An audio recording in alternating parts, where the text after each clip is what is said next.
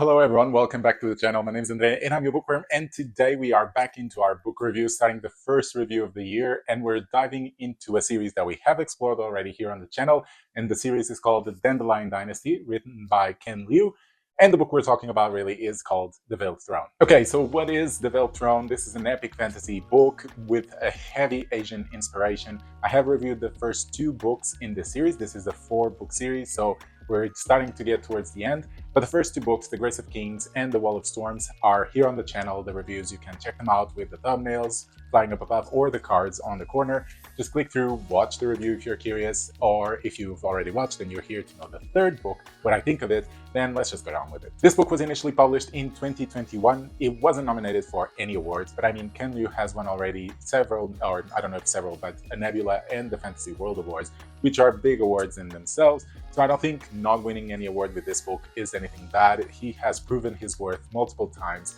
so that's just good. With this book was released at that time, unfortunately for its 4 or 5 years of existence, since we're already in 2026, this book on Goodreads has close to 5,000 rating, which isn't that much. I was expecting to be closer to 10,000 minimum and just get on a lot more with fame, but I guess it's not a overhyped book. It's not that much discovered, which I hope it changes, because I do think the series overall is really good and this book doesn't shy from it. On Goodreads, the score it has is a 4.14 out of 5, which is not bad. It's also not the best one so far. The second book had a higher rating, the first book had a lower rating.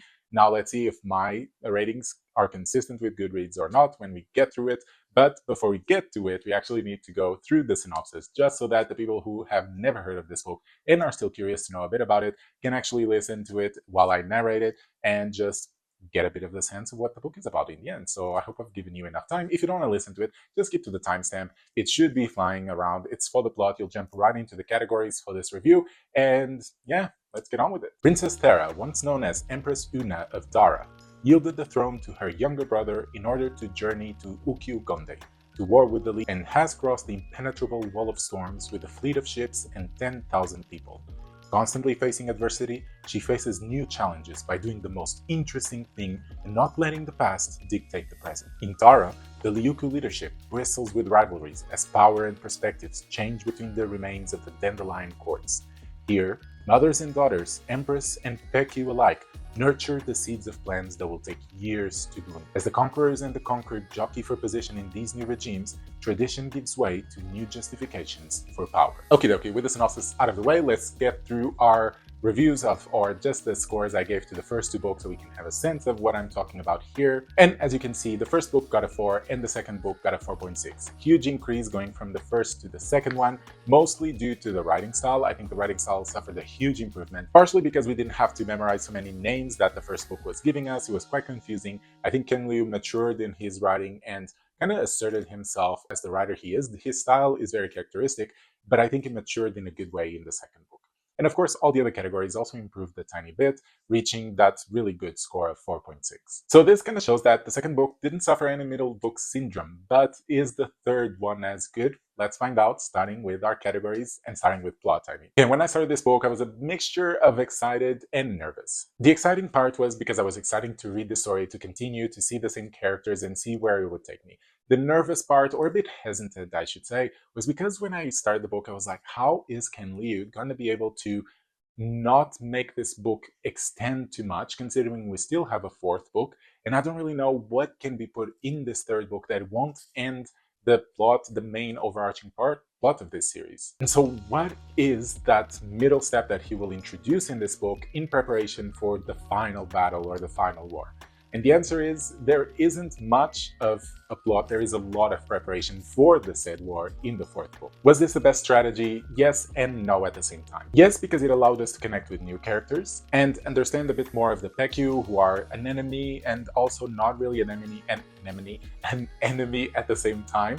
So it allows us to give time for us to mature these feelings to these characters. And partially, I also think if we tried to have the final battle in this book, it would have been really rushed, and I think it would have made the book too big, or again, everything would have been too rushed to really have a comprehensive climax, I would say. So I think at the same time, this book shouldn't have been this long. I mean, it's almost 1,000 pages long. It's a chunky, I must say, and there were some parts that really were dragging along. And because of that, there were parts I did feel they were a bit unnecessary, like a certain cooking contest. I mean, let me get this straight. I did enjoy the cooking contest. I thought it was funny. I thought it was a good subplot.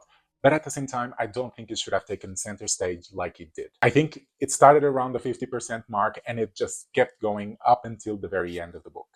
I think actually this could have been a perfect short story in this universe. It would have given us a context for things that have happened in the story, but they're not directly of the story itself. So this should have been a short story, I feel, and I think the plot suffered quite a bit because of it. I think this, together with the pacing and the writing style, they are very interlocked because, again, the pacing of this cooking context completely broke the pacing of the rest of the story. So there are interlocked. However, I'm going to deduct points more on the plot because I think the plot shouldn't have existed whatsoever, or the subplot of the cooking contest. And I think the pacing of the cooking contest, it's hard to keep saying cooking contest, the pacing itself was good, it just shouldn't have been included. You get me right. So basically all of this say that this category gets a 3 out of 5. All right, now that I've spoken so much criticism about the plot, let's focus on characters. Ken Liu does this thing with his series where with each new book, he introduces new characters that are somewhat related to the characters that we had in the previous book, but he also keeps some of those previous characters that we get to keep along through the journey and still vibe with them, still interact with them, and see their arcs progressing. And I think that's a brilliant strategy because if it were just new characters, it would be really hard for the reader to, again, adjust to a whole set of new characters. But if we have these old characters together with the new, we are excited for the old characters because we know them, we know what their arcs are, we are excited to see where they're going, and we get to adjust slowly to the new characters, and eventually these new characters will become the old ones in the next book, and it keeps going like this. And for example, Empress Gia, who is a character from the first book, I think is one of my favorite characters because I get to see her progression and how she remains the same person, but at the same time changes so much, and all because of how the world is changing along with her, and so she needs to adapt to the times. And I have a very bad feeling about what's going to happen in the last book. I kind of suspect some things, but I'm really curious to see, for example, how this character performs in the last book. At the same time, the new characters are exciting, maybe because I always enjoyed the older characters versus the new ones. I don't identify so much with them, but I think they're still engaging.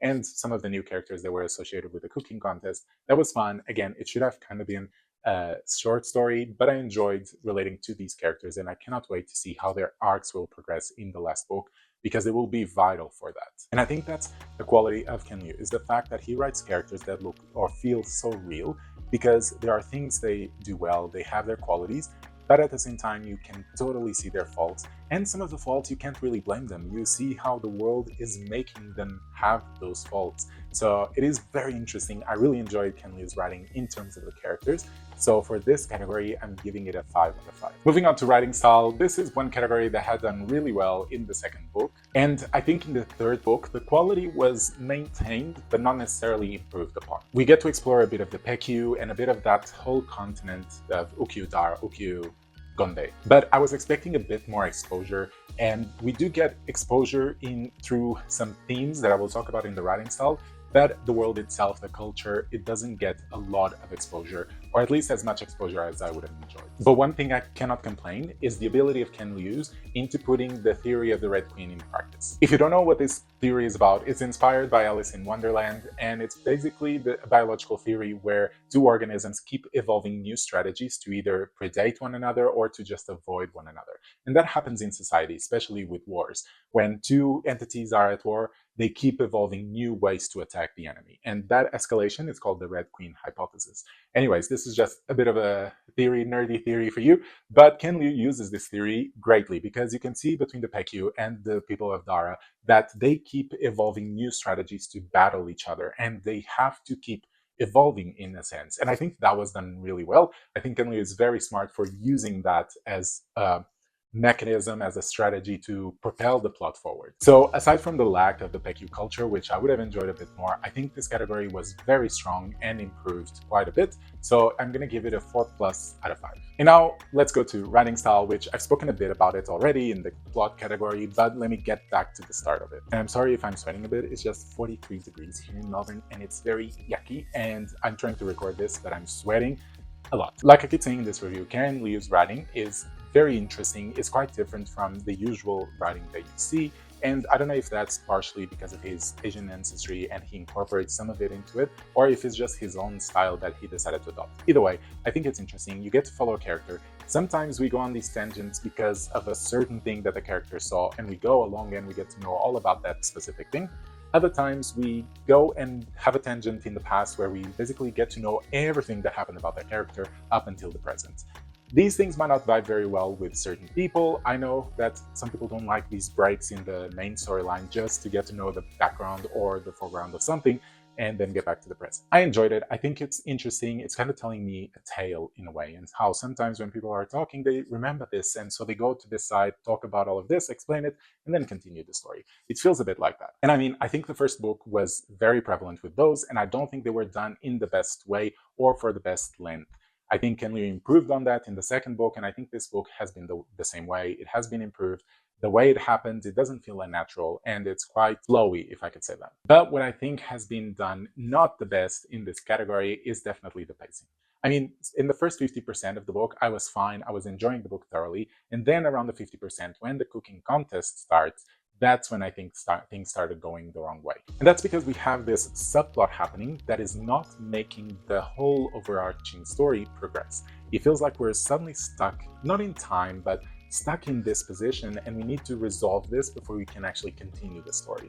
And in the end, when it's resolved, it's kind of like, oh, so it doesn't feel like it was as important as the length it had earned. So I don't know if that sentence made any sense.